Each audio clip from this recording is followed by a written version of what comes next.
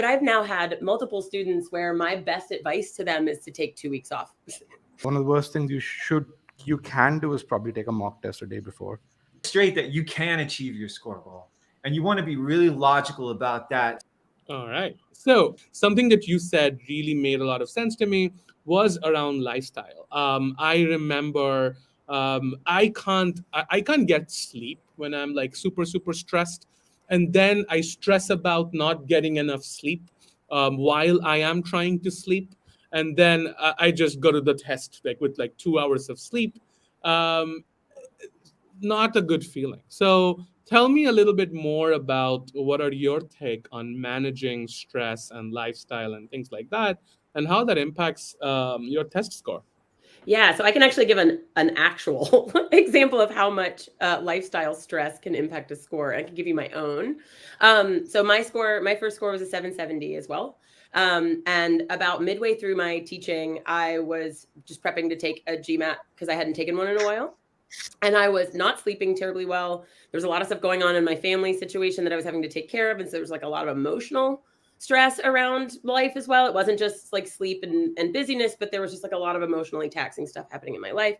And in order to make space to kind of re-prep myself and get myself oriented, I was cutting out all the things that would bring me joy, just like one right after another. And I went in and got a score that was 130 points lower than I normally get after having been in the industry for a decade. So I tell people, right, like that I can do this. Like when I went in, I don't even remember the test. It was a blur. It was like an absolute blur. And so I went back, rested 2 months later, and got my score again, and life was fine. And so I felt much better about the world. Multiple students where my best advice to them is to take 2 weeks off. My best advice is to put everything down. And I've watched scores go up 100 and 150 points from literally walking away. And so you're right. I think sometimes what happens is we try to manage this balance in the middle of cramming a bunch of stuff into our schedule. And sometimes the best thing a student can do is take a step back, even just for 1 week, 1 or 2 weeks, like set the books down, set the study materials down, and try to find a pattern, a consistency in their life that's got some sleep. It doesn't have to be perfect, right? But it's got also the things in it that we love, like our friends, our family, our pets, our hobbies, like little bits of it every day. And then once that's kind of in place, again, a week, 2 weeks, then figure out how do we bring studying, how do we bring essay prep, how do we bring all this stuff in without sacrificing the things that keep us sort of motivated. I think Marty said something great before this session as well. So I'd love to kick to him and get his thoughts.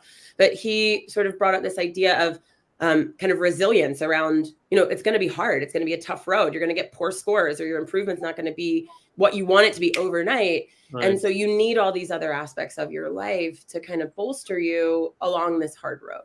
So to start this bereft of that is I think really asking for trouble. I think you're better off taking a little bit of time to get some of your like emotional, physical, and mental rest needs met,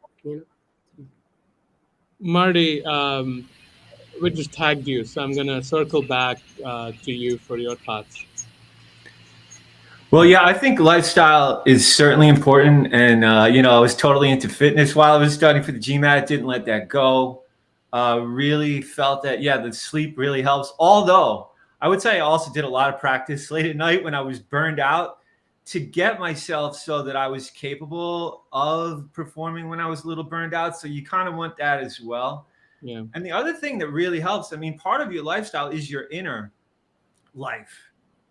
Like what's going on in your head, And I really think that is also a big thing that people aren't maybe as conscious of as they could be. You really need to be, you want to get certain things straight, like get it straight that you can achieve your score goal is going to be huge. And you want to be really logical about that. And the other thing is when you're making progress, acknowledge that. Take the positive, take the glass half full attitude. I've seen someone go from 490 to 620, and I get an email from him and he says how depressed he is. So why are you depressed? He said, well, my score goal is 740. I'm at 620. I'm like, wait, you're 130 points above where you were, so you really, what's going to keep you going a lot of the time is how you respond to whether it's a question, a bad day, or even a score increase. Yeah. Like if you're doing well, take it. Take your wins. You got to have that positive mindset about everything you're doing. People might tell you that you can't achieve your goal. They don't think you're cut out for it. Look, none of this makes sense. You really have to just be logical. Say, look, I learned to walk and now I can run. I learned to, I didn't know how to tie my shoes one day. Now I do. I didn't know how to do algebra one day. Now I do. And this is the same type of thing. And that'll keep you going, keep your mind frame positive, and make the scoreball happen. Awesome. I will say, I think different people respond to stress differently. Like for me, I scored the best when, well, I've taken the GMAT a multiple set of times, but I felt that I scored the best when I treated test taking as just a part of my day, and not like try to be in the best shape, both like mentally and physically, and just take the test as like, yeah, I'm just trying to go be on autopilot while I'm taking the test, because that's where I'm not thinking about how I'm feeling.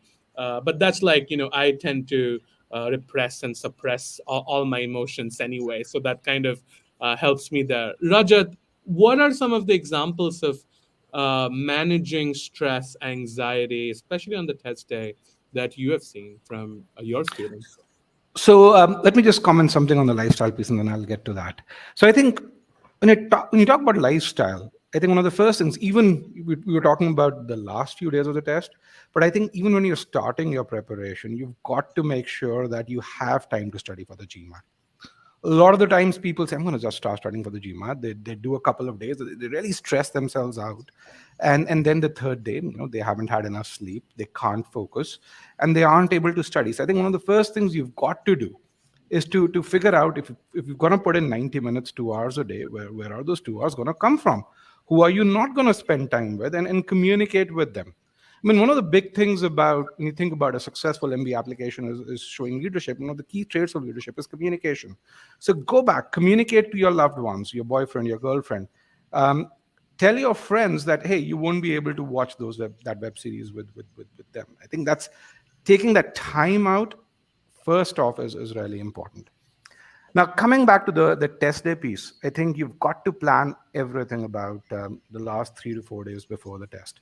One of the worst things you can do is probably take a mock test a day before.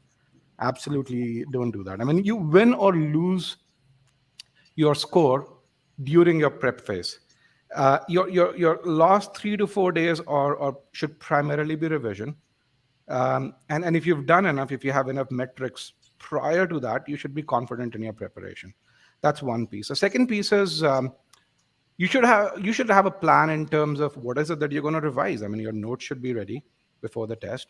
You should know exactly how many questions you're going to do, 30, 40 minutes before the test to warm up for it.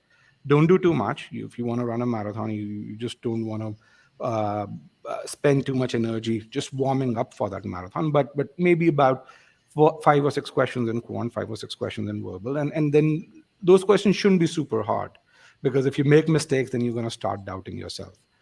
I think just keep things simple. Tell yourself, if you've hit your target score, you've been around that in the last within 20 points of it in the last 2 weeks prior to the test, then just say, I'm going to act in the test as if I've been taking a mock test. Don't try to do something special. Right. One of the worst things I've seen people do is they just say, okay, maybe I'm going to get those last 20 points, and by tweaking my test day strategy by this much, maybe I'm going to spend a few more minutes on the first 10 questions. Maybe I'm going to revise those first 10 questions. That usually does more harm than good. We hope you enjoyed watching this video. If you did, don't forget to give it a like and subscribe to our channel for more informative content.